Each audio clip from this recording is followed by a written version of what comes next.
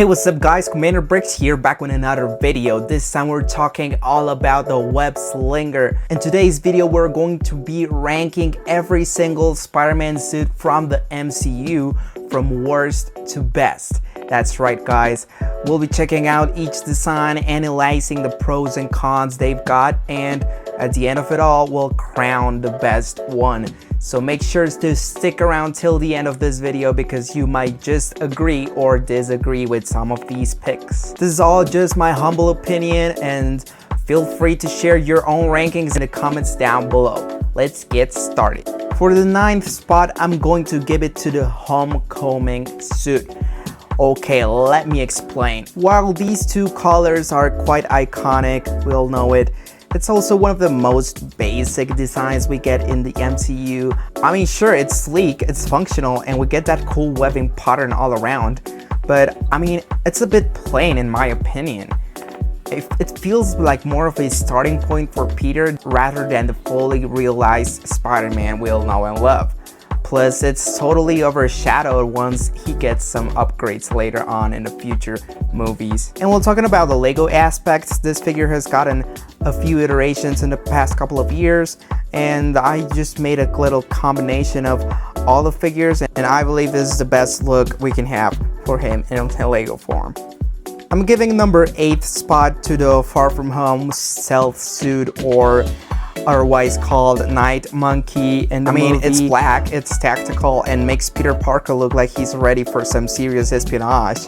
And well, I gave some points to this suit because it's a total departure from the usual Spider-Man colors when it's something a little bit refreshing. However, it's a little bit hard for me to fully embrace this as some sort of definitive Spider-Man look. It feels definitely more like a special mission suit rather than his signature style. So for me, it deserves spot number 8. Spot number 7 goes to the Spider-Man integrated suit from No Way Home. So we all saw the movie, and of course we get to see Peter in the 3rd act just get his suit upgraded, you know? And we just have all of these gold little accents throughout all the suit, and while, I mean, it does look cool, I mean, it definitely is just like a minor change to the original red and black suit, you know? So, I mean, to be fair, there really isn't much of a change, although gold and black looks real cool, and we get to see that in the next spot. I mean, I just don't feel like this is a suit that Spider-Man would wear every single day, you know? I'm not sure if he would have kept using that same exact configuration. All in all, it's not a bad suit, it's just not of my whole complete liking. I'm giving spot number 6 to the Spider-Man gold and black suit, or otherwise known as the Inside Out suit from the movie. Now, I know I said like he was just using it inside out, and while this doesn't really make that much sense, I mean, before the movie released and when the leaks started to show up about this suit, I mean, it definitely looked amazing, you know? I was really stoked to see, you know, black this whole gold sort of style, which I think it does fit him real well. I mean, we haven't seen a symbiote Spider-Man in the MCU, so this was like the closest thing to see a fully blacked out Spider-Man suit, and I loved it. And this coming in at number 5, we've got the homemade suit from Spider-Man Homecoming. Now, this might come as a surprise for you, but hear me out. This suit is actually a really important moment in Peter's journey, you know?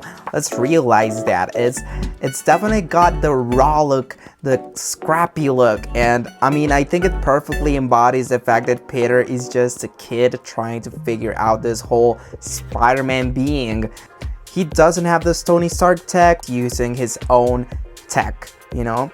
He doesn't really have a fancy webbing, but we get to see a couple of scenes of him, you know, saving people and using that suit, which technically is functional, you know.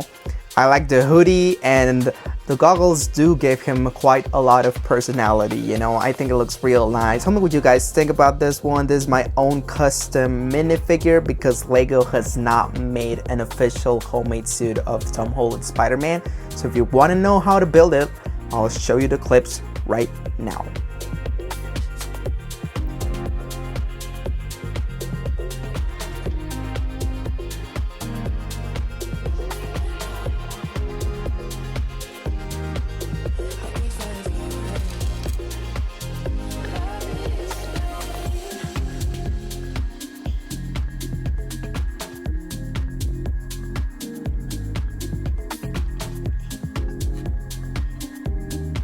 spot number 4 goes to the What If Spider-Man suit, guys. I mean, What If Season 1 is one of my favorite, seasons out of all like MCU shows, series, whatever. This suit, I mean, while it does not have that many changes, it does have a few here and there, and they translated that real well with this minifigure, arm printing, leg printing, all around, which is pretty amazing. I mean, you can see all those details are just spot on, and I have real good memories about that very first What If season. And so third spot on my list goes to the Iron Spider suit as we saw it on Avengers Infinity War. A suit that was built by Tony Stark, and in my opinion, it was the best suit made by Tony Stark.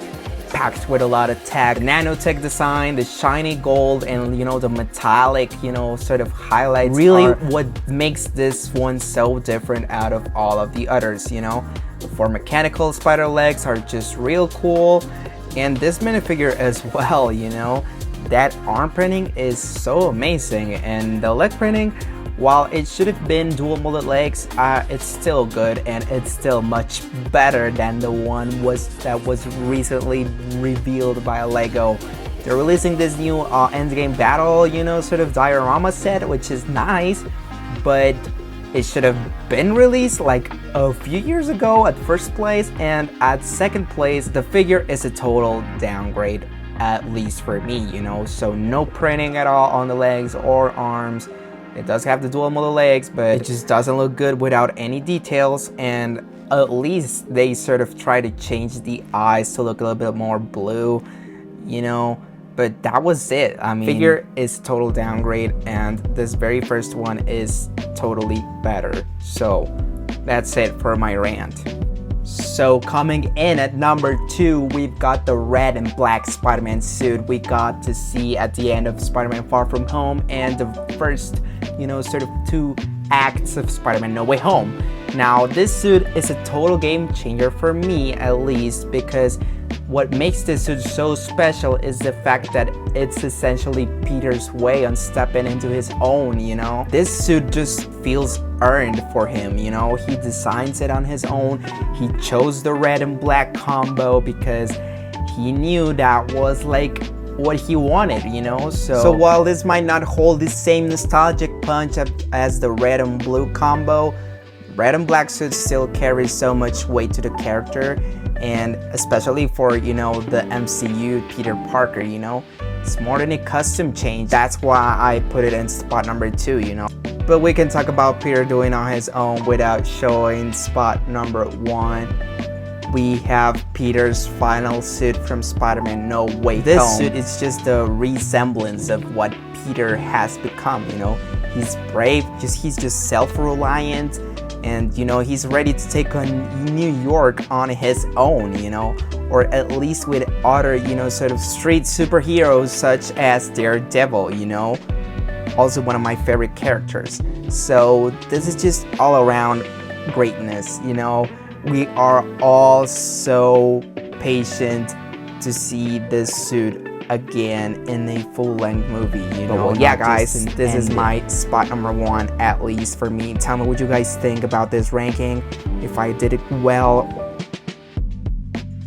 Make sure to like, comment, and subscribe if you haven't already to this channel. Tell me which other sort of videos you want to see next, if you want to see more rankings, if you want to see, more minifigure showcases, more mocks, just leave all of that in the comments down below, and I'll see you on the next one.